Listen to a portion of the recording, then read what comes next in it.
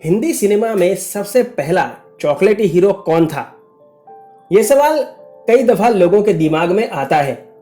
कुछ कहते हैं सलमान, कुछ कहते हैं शाहरुख, तो कुछ कहते हैं आमिर खान।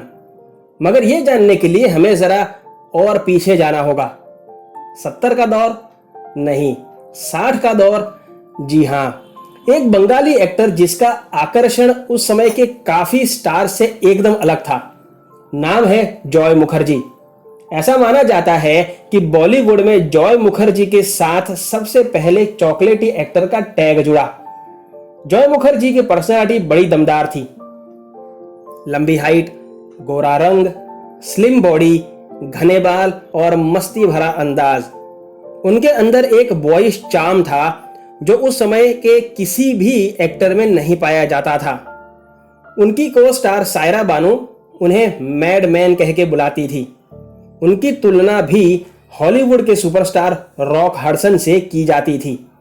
जॉय मुखर्जी ने भले ही कम बॉलीवुड फिल्मों में काम किया और उनकी फिल्मों को ज्यादा बड़ी सफलता भी नहीं मिली, मगर उनके अंदाज को हमेशा पसंद किया गया।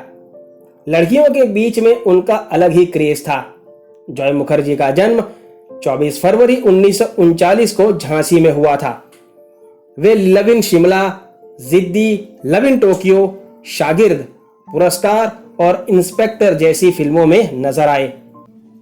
नमस्कार, फिल्मी तराना चैनल के एक और बेहतरीन एपिसोड में आप सभी का स्वागत है।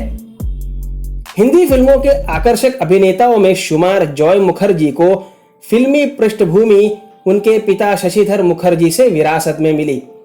उन्होंने विरासत में मिली अभिनय प्रतिभा को निखारा, संवारा और धीरे धीरे वे 60 के दशक के लोकप्रिय अभिनेताओं की सूची में शामिल हो गए।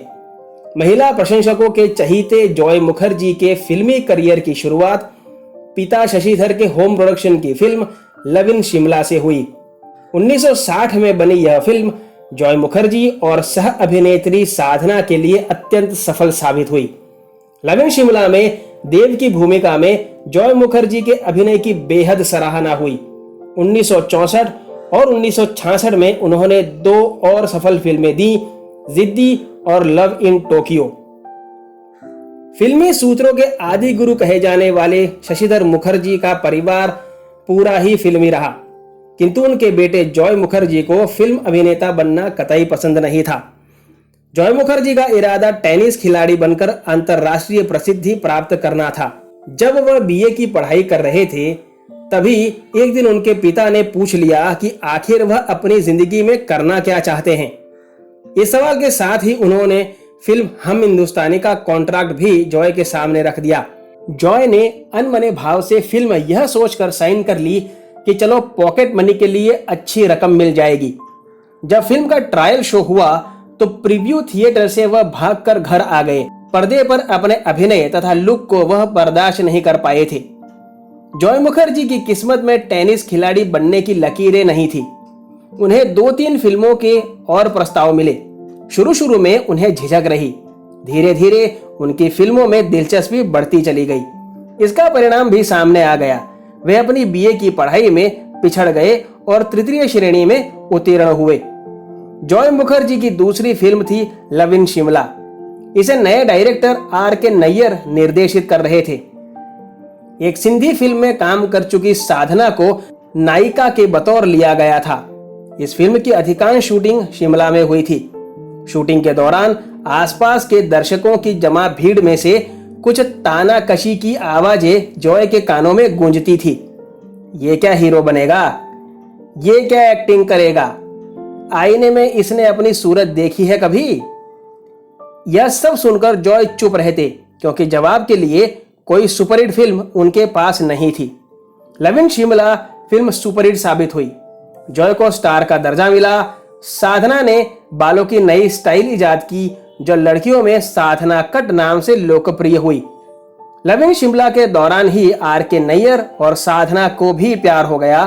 आगे चलकर वह शादी में बदला। 1960 के दशक से लेकर 70 के शुरुआती दशक तक जॉय मुखर्जी ने कई ब्लॉकबस्टर फिल्में दी।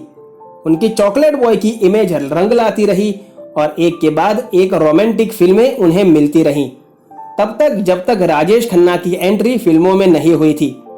जब राजेश खन्ना फिल्मों में उतरे और एक के बाद एक ब्लॉकबस्टर देने लगे, खासकर आराधना फिल्म की रिलीज के बाद जॉय मुखर्जी का चार्म जाता रहा और फिल्में पिटती रहीं। तब उन्होंने फिल्म निर्माण में ध्यान देना शुरू किया। जॉय मुखर्जी ने 1973 में लव इन बॉम्बे फिल्म बनाना शुरू की।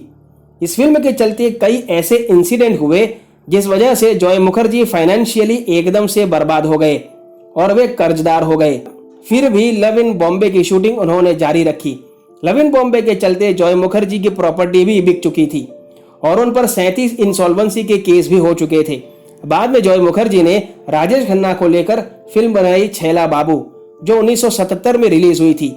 ये एक ब्लॉकबस्टर फिल्म रही जिस वजह से जॉय मुखर्जी अपने सारे कर्जों से मुक्त हो गए और सारे केसेस भी उन पर से हट गए थे, क्योंकि उन्होंने सभी को पैसे लौटा दिए थे। इसके बाद उन्होंने 1985 में इंसाफ मैं करूंगा फिल्म में विनल का रोल किया था। यह भी एक सफल फिल्म रही। एक सदाबहार कलाकार और चॉकलेटी बॉय की इमेज वाले जॉय मुखर्जी अब उम्र ढलने के साथ साथ बीमार रहने लगे थे। लंबे समय की बीमारी के चलते उन्होंने 9 मार्च 2012 के दिन आखिरी सांस ली थी। हिंदी फिल्म इंडस्ट्री के पहले रोमांटिक हीरो और चॉकलेटी हीरो जॉय मुखर्जी को फिल्मी तराना चैनल का सलाम। अपने चहीते कलाकारों के बारे में ऐसी ही अनकही अनसुनी बातें जानने के लिए सब्सक्राइब कीजिए फिल्मी तराना चैनल को। आपसे मुलाकात होगी कल एक और बेहतरीन पेशकश के साथ। तब तक अपना ख्याल रखें। धन्यवाद।